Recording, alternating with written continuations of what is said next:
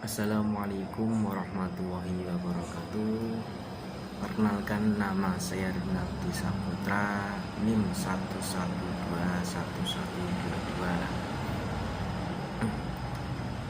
Di sini saya akan mempresentasikan hasil belajar saya matkul fikih ibadah tentang pengertian dan syarat-syarat toharoh serta macam-macam toharoh. Oke, langsung saja kita menuju ke pengertian. Pengertian toharoh.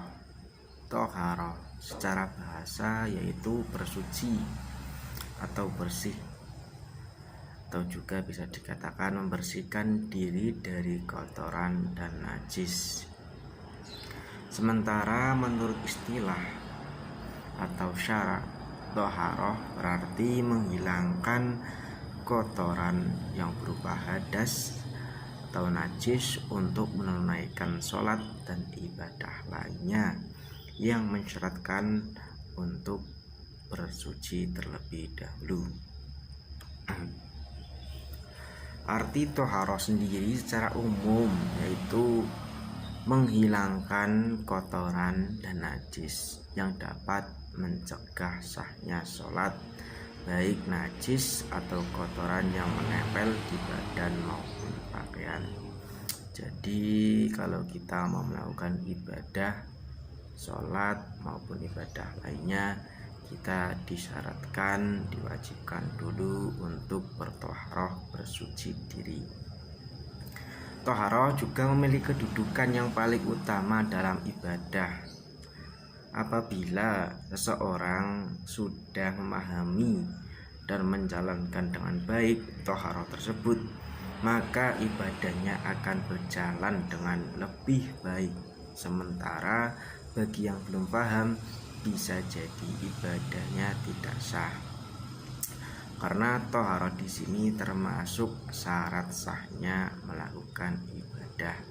Jadi ibadah kalau tanpa didahului dengan toharoh yang benar, maka dipastikan ibadahnya itu kurang sempurna.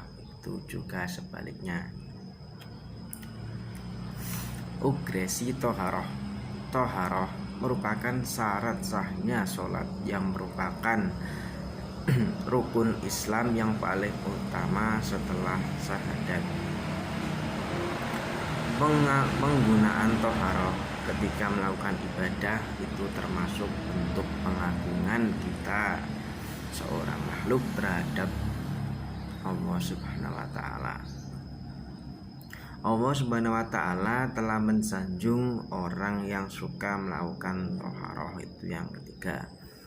Kurangnya perhatian menjaga kebersihan dari najis menjadi salah satu sebab datangnya siksa di dalam kubur nantinya.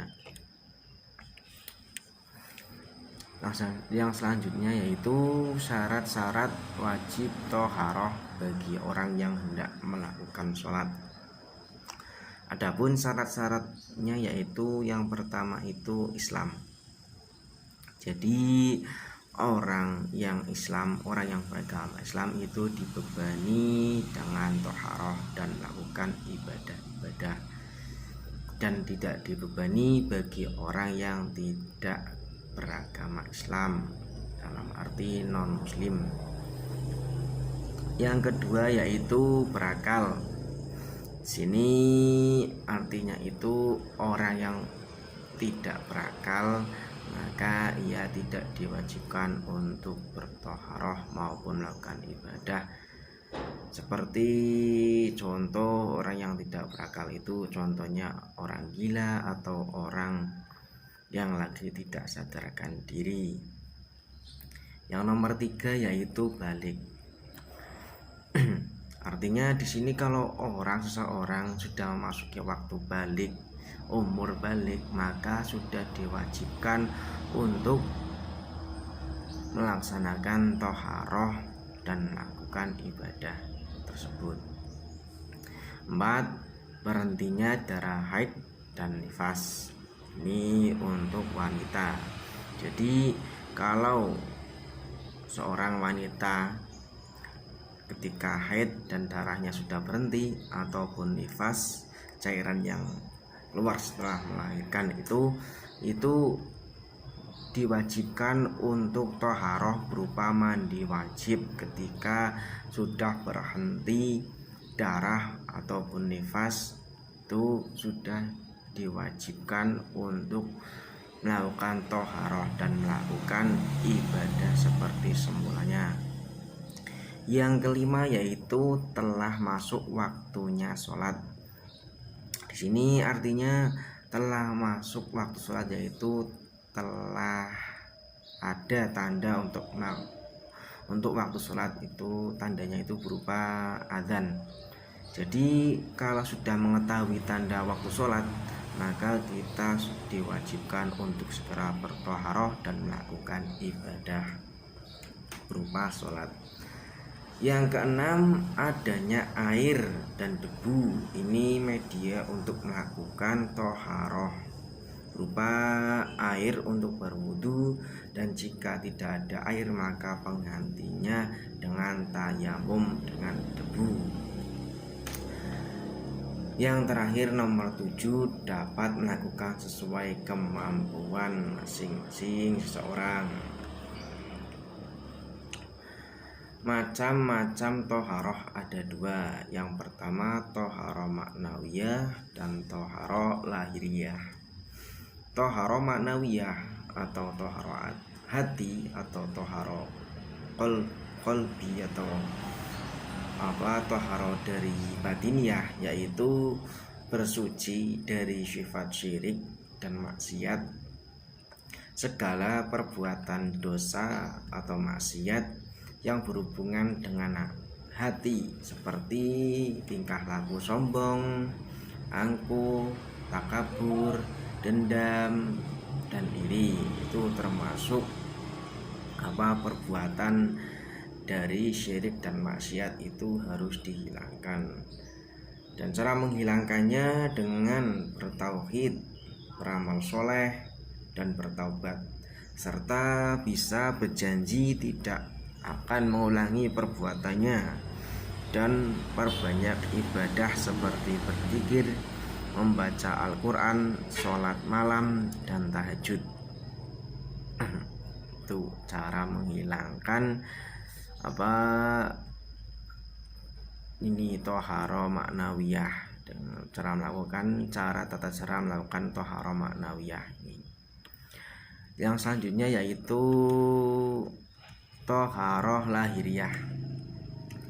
Toharoh lahiriah atau bisa disebut dengan toharoh secara fisik. Toharoh ini dinilai tidak akan terlaksana tanpa toharoh yang pertama tadi, yaitu toharoh maknawiyah, bersihnya hati seseorang. Toharoh yang kedua ini yaitu bersifat fisik, mensucikan diri dari hadas dan najis dengan cara yang sudah disyariatkan Allah Subhanahu wa taala, yaitu dengan wudu atau tayamum jika tidak ada air, dan mandi wajib. Menghilangkan najis dan kotoran ini tidak hanya fisik saja, tetapi membersihkan juga hal yang melekat di seseorang tersebut, seperti pakaian hingga tempat ibadahnya.